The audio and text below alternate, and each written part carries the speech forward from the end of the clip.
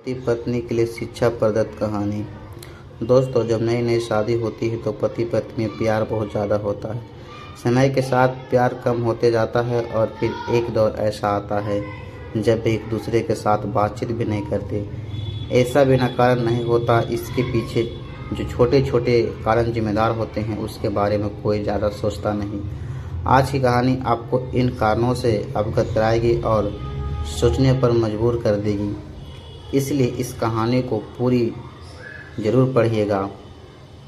पति पत्नी काफ़ी दिनों के बाद आज एक साथ बैठकर चाय पी रहे थे, क्योंकि आज उनकी शादी की 25वीं सालगिरह थी।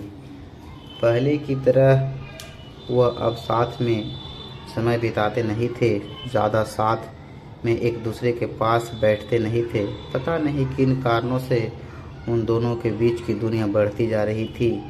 चाय पीते पीते पत्नी ने चुम्मी तोड़ते हुए कहा, मुझे आपसे बहुत कुछ कहना है, आपको बहुत कुछ बताना है, लेकिन अब हमारे पास एक दूसरे के लिए समय ही नहीं है। मैंने इस बारे में बहुत सोचा है। मैंने इस सिचुएशन से निपटने का एक उपाय निकाला है। अगर आप राजी हैं तो बताती हूँ। पति ने सिर हिलाकर हामी भरी। पत्नी ने टेबल के ड्रायर से 2 डायरी निकाली और बोली, यह 2 डायरी लेकर आई हूँ, एक आपके लिए और एक मेरे लिए। आज के बाद हम दोनों को एक दूसरे से जो भी शिकायत होगी वह हम अपने अपने डायरी में लिख कर रखेंगे। 1 साल बाद जब हमारी 26वीं एनिवर्सरी आएगी तब हम उसे खोलकर पढ़ेंगे। तब हमें एक दूसरे की उन चीज़ों या आदतों के बारे में पता चलेगा जो हमें पसंद नहीं है, और हम उन्हें सुधार पाएंगे या कोई उपाय कर पाएंगे। पति को भी पत्नी का आइडिया पसंद आया और उन दिनों से डायरी में लिखना शुरू हो गया। देखते ही देखते 1 वर्ष बीत गया और 26वीं एनिवर्सरी का दिन आ गया। पत्नी दोनों ही डाइनिंग टेबल पर बैठकर चाय पी रहे थे और पास में दोनों की अपनी अपनी डायरियां रखी हुई थी, जो उन्होंने एक दूसरे के साथ बदल ली। चाय खत्म करने के पहले पति ने अपनी डायरी पढ़नी शुरू की।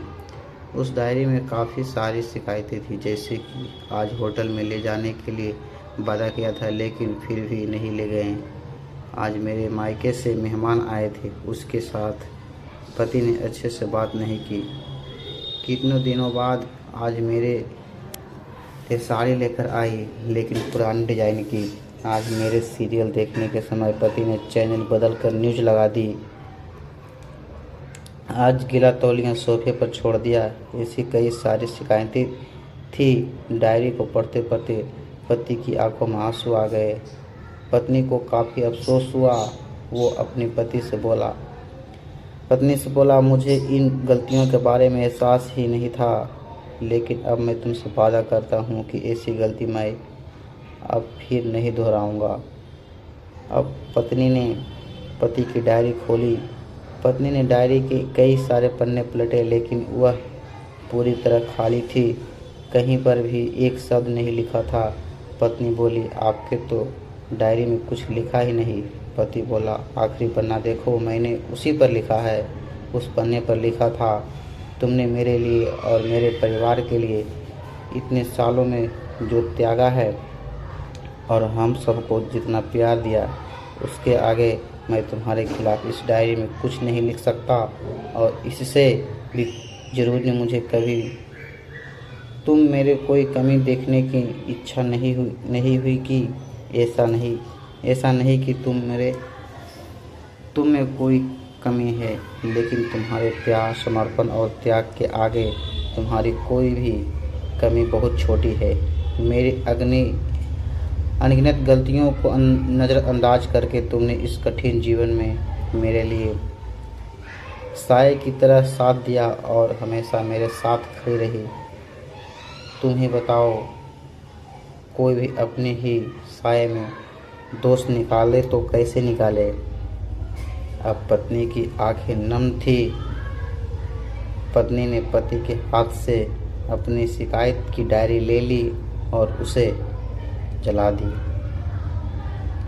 पति पत्नी का रिश्ता एक दूसरे पर विश्वास पर टिका होता है और उसी से वह मजबूत होता है। उम्र के एक दौर में पति पत्नी को एक बात अच्छे से समझ लेनी चाहिए कि एक दूसरे में गलतियां और कमियां निकलने के बजाय अगर यह याद रह जाए कि उसके साथ ने उसके लिए कितना त्यागा है, तो इससे उनका रिश्ता और भी मजबूत हो जाएगा।